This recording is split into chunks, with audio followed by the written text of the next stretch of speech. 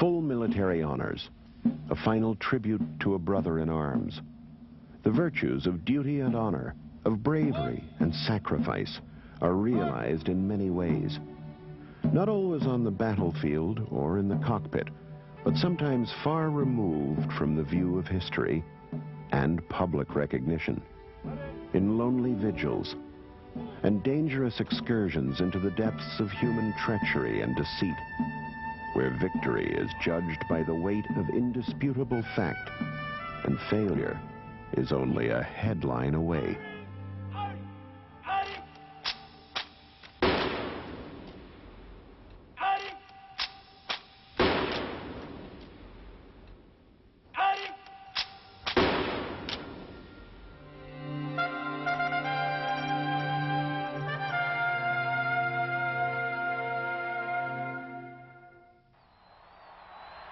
The celebrations marking the end of the Second World War also signaled fundamental changes for the U.S. military. In 1947, the Department of Defense was established, and along with it, a new service. W. Stuart Symington was sworn in as the first Secretary of the Air Force. The long-cherished goal of air power advocates was finally realized. Military and civilian leaders were faced with the daunting task of establishing the new service, while defining its role within new geopolitical realities.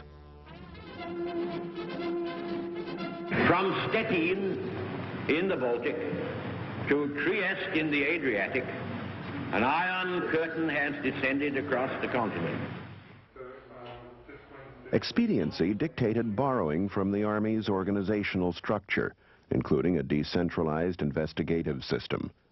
This included the Air Inspector, the Criminal Investigation Division, CID, and the Counterintelligence Corps, CIC. They knew their business. They were professional, but there was no central direction to them. They were under the control, under the thumb of base authorities.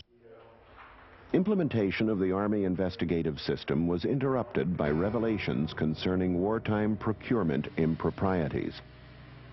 Major General Bennett Myers, who was in charge of purchasing for all Army Air Force's equipment, had allegedly used his access to millions of dollars worth of contracts for personal gain. The continuing parade of witnesses grilled by the Senate Special Committee pointed inexorably to General Myers' culpability. They also exposed the inadequacies of the Army's investigative procedures. There was a CID unit at Wright-Patterson. There was also a CIC unit.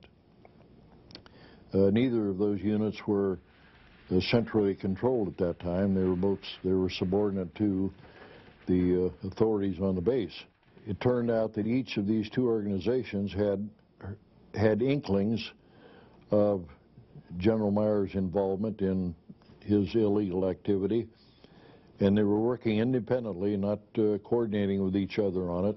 The committee's report of April 1948 characterized the Myers investigation as confused and haphazard. It further recommended that the Air Force initiate a centralized investigative system along the lines of the FBI.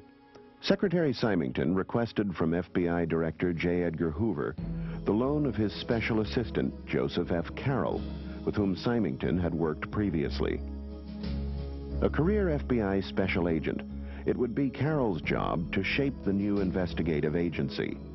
His overriding concerns were independence and impartiality. His guiding principle, centralization. Additional FBI personnel were brought over to staff key positions. I had a conversation with him one day, and I told him that I was thinking of leaving the FBI and going with CIA because I had received an offer from CIA to go to their counterintelligence activity. And I told him I wasn't sure whether that's really where I wanted to go. And he mentioned to me that there was some opportunity in the Air Force with what was to be created and known as OSI, and would I consider it, and I did. I had no reservations about leaving the FBI and going with a new organization like the Office of Special Investigations, because Carroll assured me that it was going to be a first-class organization, and I had every confidence in him in that respect. One of the things that Carroll had in mind at the time he came over from the FBI, he recognized that in addition to bringing many top men from the FBI with him, he needed some military people with good, broad experience in the military in the investigative field. Lieutenant Colonel John Murray was chief of the General Investigation Division, or Criminal Division.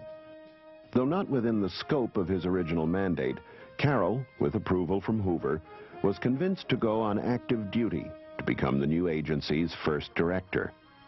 In May 1948, Carroll was commissioned as a brigadier general. Within 3 months, on August 1st, the Office of Special Investigations became operational. There had never been an investigative organization in the military set up on the lines of OSI and encompassing all the things that OSI did and still does. As former CID and CIC personnel were integrated into OSI's ranks, standardized training became a priority.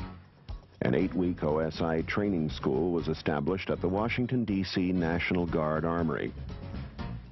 The bulk of OSI's early investigative efforts were put into personnel security background checks. Many special agents considered them a kind of probationary exercise, but there was never a shortage of subjects. The Army CIC had left us 2 filing cabinets stuffed full of cases they hadn't even touched, and these covered Maine, Vermont, and New Hampshire. One time I got chased off a back porch by a woman with a mop. I showed her my credentials and had my picture on there, and she looked at it and says, "Never saw him in my life," and picked up a mop, chased me off the back porch. So this isn't for me. Then I got orders to go to Japan. In the OSI then, general investigations covered just about everything there was. Overseas, OSI units were initially placed under the Major Command's Inspector General. In the early days, base commanders, before they got the word, were a little reluctant to have an investigative agency on their base that they, number one, didn't know the grades of the people or ranks. They had no control over them, and they attempted several times to push these people around a little bit, make things rough for them. Stuck them in old buildings out in the outskirts of the base somewhere, and make it hard for them to get vehicle maintenance for their cars and this kind of thing. It would not be until 1962, with the consolidation of overseas directorates, that OSI achieved the true worldwide centralization envisioned by General Carroll.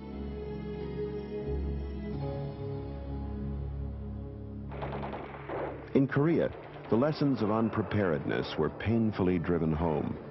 The American military rearmed. Air bases took shape in far-flung corners of the world. OSI fraud investigation efforts were directed at countless construction projects and service clubs. Our emphasis was in finding out who was the culprit and establishing enough facts so that he could be tried or punished. Ironically, OSI was locked out of the process that had fostered its very creation, procurement. By civil statute, this was still the province of civilian agencies. But by the 1970s, the arms race was producing weapons of enormous complexity and cost.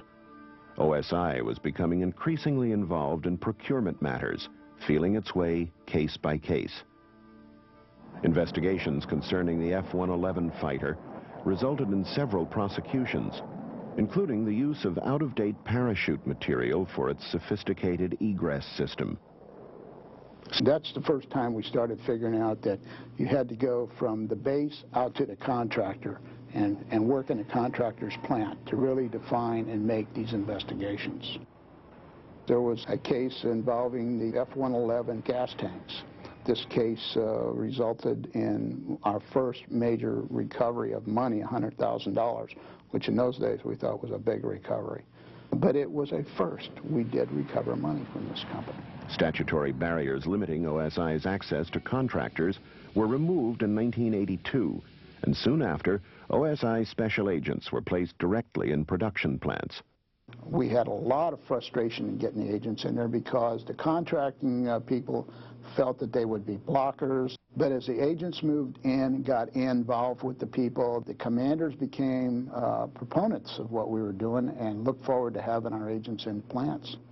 OSI's fraud investigation mission was further refined in 1987, following an in-house bottoms-up review. What we ended up doing was recommending changes to the entire structure of OSI, or at least portions of the structure of OSI, in that we would create detachments or subunits of detachments that had nothing but focus on central systems fraud. We would not count open cases as our scorecard anymore. We would count recoveries, indictments, and convictions. What that did is it released the agents from continuing to run a bunch of these old cases that weren't going anyplace. Now, if we go to U.S. Attorney, we brief him or her, and they tell us what their feeling on the case is. They say, do these investigative steps and come back, we do that. If they say close it, we close it. In 1987, an investigation of Northrop Corporation involved critical components for several major weapons systems, including the air-launched cruise missile and the MX Peacekeeper. It would become a milestone for OSI Central Systems. I became chief of the government fraud section, the U.S. Attorney's Office, in about the end of 1986. And in the first year or so that I was doing that, I think my contact with OSI was probably quite minimal. But I began to work with them after we had these allegations at Northrop. When I introduced myself to Bill, showed him my Badger credentials, he thought we were part of the FBI. And it was a bit of an educational process, that first meeting, for me to explain to Bill that the fact that we were the investigative arm for the Air Force, that we did have a legitimate criminal investigative role to play, and that in fact we were the controlling agents for these 11 investigations we had targeted against Northrop Corporation. I think OSI was determined to make an impact with this case, to work it very hard, to give it a very thorough effort and a very complete commitment to it in terms of manpower.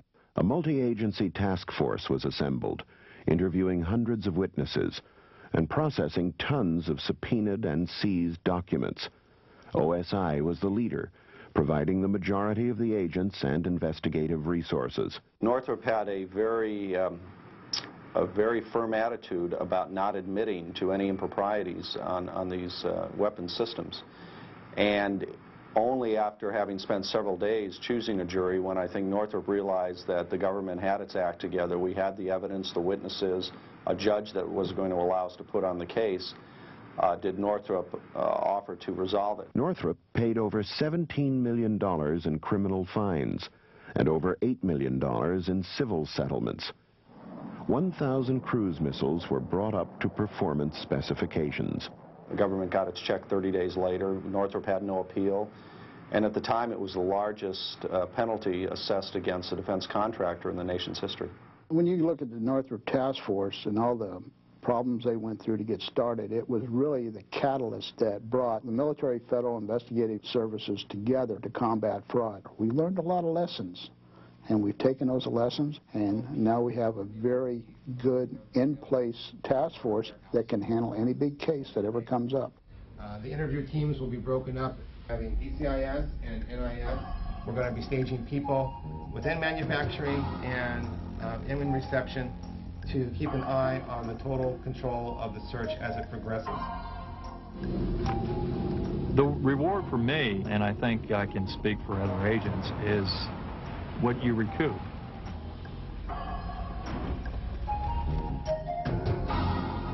And when you have a copy of that check in your hand, you just feel proud. You're feeling good about yourself and your accomplishment of the team and the other agents that actually helped to recoup this money.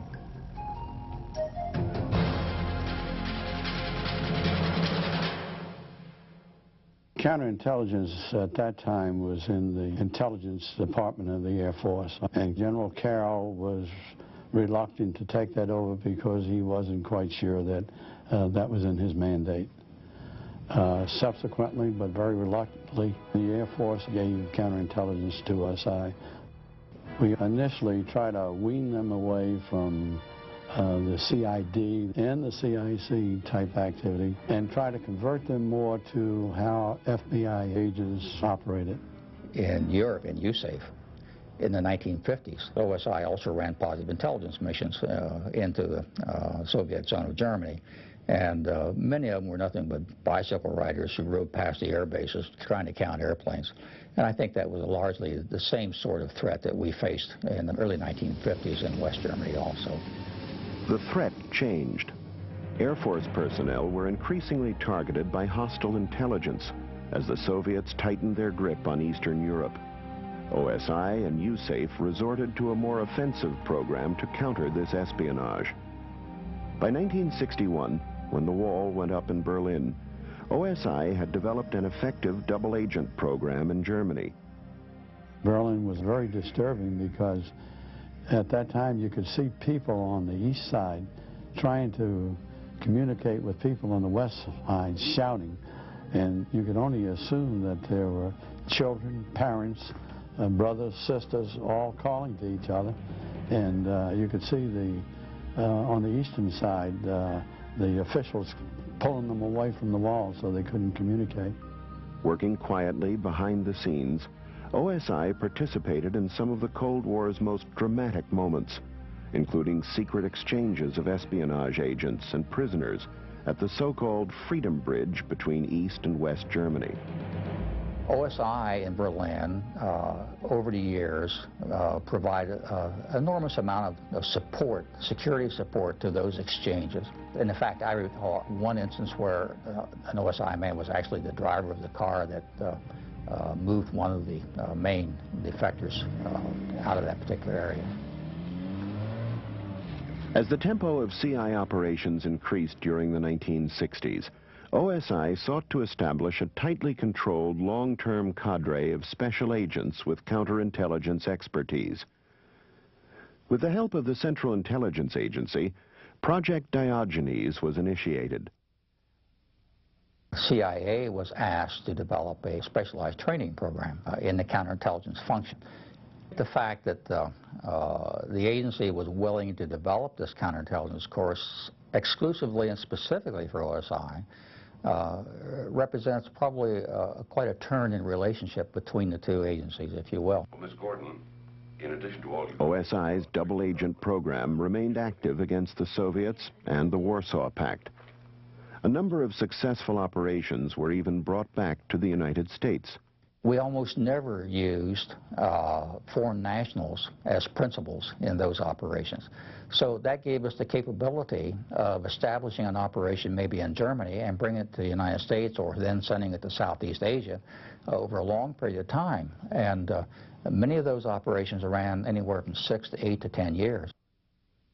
Air Force policy regarding U.S. citizens caught spying for the enemy has always been to prosecute, not turn the individual.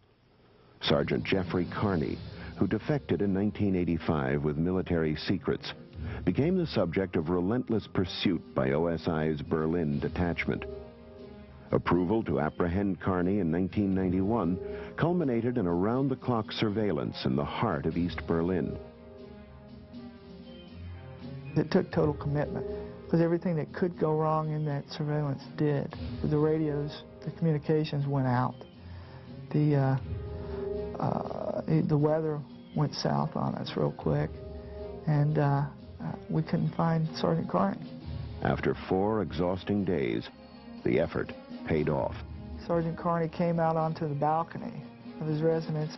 At that point, it was 7 o'clock in the evening.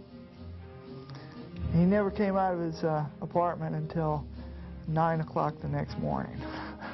I walked up to him, and you could see he was very, very surprised and nervous. And I just asked him his name. I said, "Carney?" The detachment had been briefed by the OSI clinical psychologist on Carney's expected behavior. He really nailed it. Sergeant Carney gave no resistance at all. There's not going to be another place like Berlin. That's where the game was really played. It was a premier counterintelligence detachment. Our CI mission here in Europe has changed dramatically with the end of the Cold War, and we face a wide array of challenges. In our case, providing anti-terrorism collections, protective service details, special investigative operations in the counterintelligence world.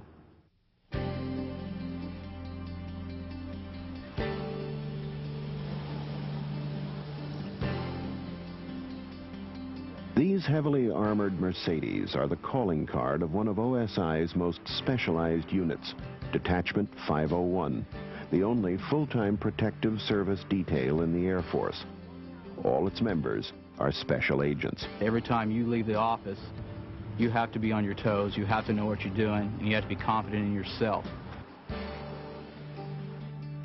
Whenever the Commander of the United States Air Forces Europe goes to any given location throughout the European theater, we send special agents out to the field to coordinate with counterpart agencies to ensure protective services provided at those areas. Plus, we will send a team of special agents in with the protectee to ensure his personal safety. When one of these vehicles is fully armored out, we're talking anywhere between 5,800 to 6,000 pounds of total gross weight on the vehicle, which is another reason why we use Mercedes-Benz here in Europe, because it provides a great solid platform for carrying that much extra weight around. It's a team-intensive effort. Unlike most of your duties as an OSI agent, you have to be team-oriented. Since 1948, virtually anything we do and have done in the counterintelligence program has contributed to the security of United States Air Force materiel and people around the world. As U.S. foreign policy objectives encompass regional conflicts and humanitarian intervention, commanders increasingly rely on OSI's CI resources. When Air Force units deploy, there are basically three areas that we try and advise them on. One is foreign intelligence services, which bad guys may be out there trying to steal secrets, stuff like that. The second are terrorists, those ones who may be trying to use whatever acts of violence to hurt our forces. And the third is routine criminality. A more recent development, and an area of great concern to OSI, is the trafficking of radioactive and biological materials. If we think those types of threats are being moved, being forwarded through unconventional types of activities, the behind-the-streets dealing, that's the type of stuff that you need an investigator for, and that's what OSI tries to come in and do.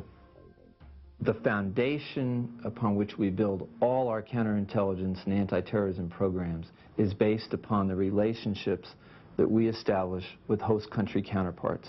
Dienst mit AF-OSI. Und OSI hat sich mir immer als ein fairer, vertrauensvoller Partner. Das ist das Besondere an der Zusammenarbeit in Verbindung mit meiner persönlichen Erfahrung. The military is a microcosm of our society.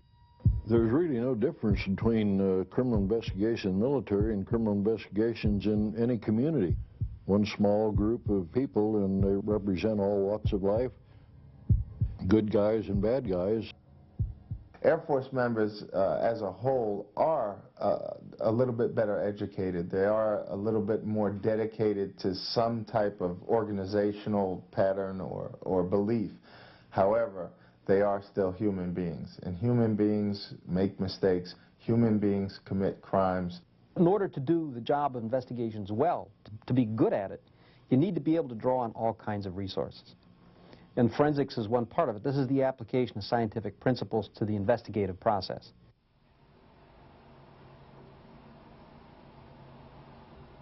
OSI likes to have an autopsy whenever there's a death of a military member or dependent. We recently had a case of a 16-year-old dependent that had a gunshot wound to the chest. On the face of it, it appeared as if he was a suicide victim. You don't know further until you get into the autopsy. If it didn't affect you on an emotional level, I'm not sure you'd be human.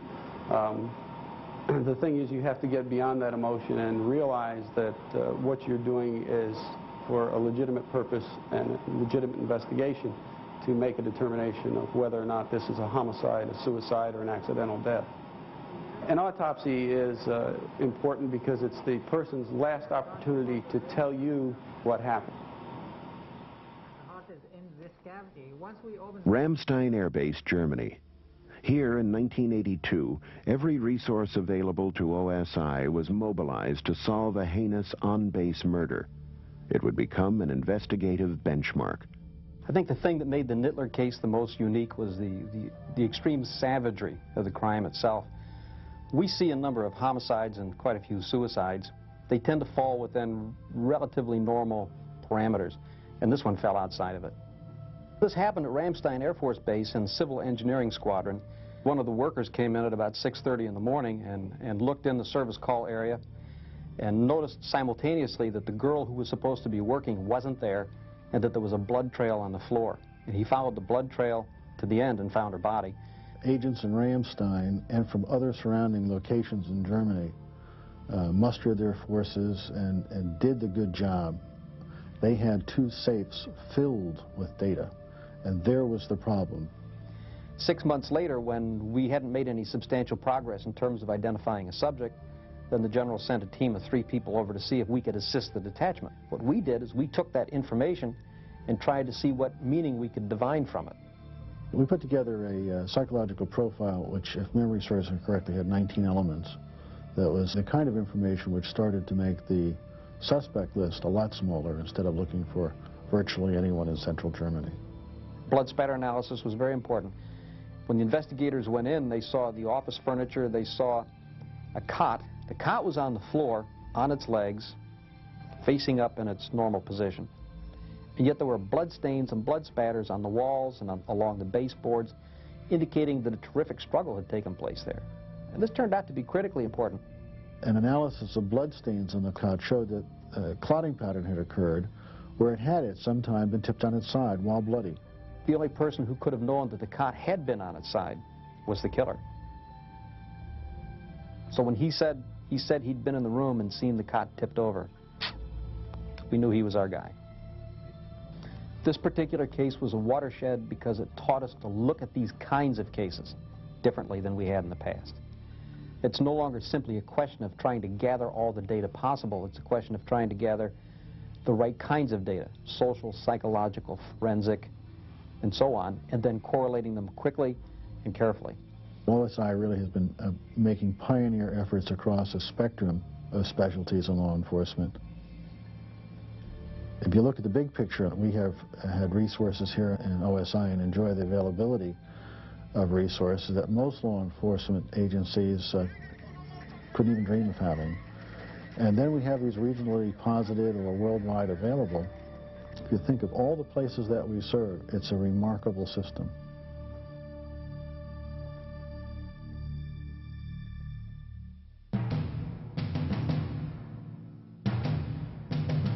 I came to Washington in 1978 to become director of the Federal Bureau of Investigation. It wasn't long after that that I met some of the key organizations with whom the FBI worked closely. And of course, one of those was Office of Special Investigations of the Air Force.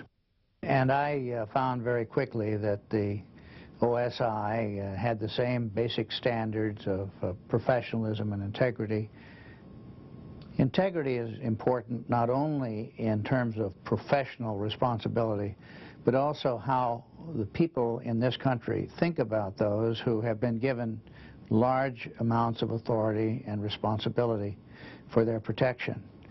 They want to know that, that agents, whether they're OSI or FBI, are thoroughly honest, cannot be compromised, will carry out their responsibilities as they are given to them, possess the independence not to be politicized, and at the same time the responsibility to carry out legitimate orders as given. It's character, and it's something that I suppose we cannot create, but we can foster and protect and reinforce. An investigation is an intensely personal process. I go to a scene and I find a person who's been hurt or who's been killed. Nobody speaks for that person. Their days are over. We represent the system, We represent justice if any is going to be found. And if we demur, if we step aside, if we fail to do our job to the best of our ability, there is no justice. I'm offended by these crimes. I'm offended by what people do. And to the extent that it's my responsibility to catch them, I'm going to catch them. In the span of one generation, the Air Force has emerged as a power of global reach. Its brief history has been shaped and formed by the ebb and flow of world events, the fall of empires, and acts of mortal folly. Through it all, the men and women of the Air Force Office of Special Investigations have never wavered from their fundamental values. The organization's transcendent qualities, integrity, impartiality, and professionalism, have guided it through the buffeting winds of change. Total commitment and countless hours, OSI has always been there, in the shadows of history.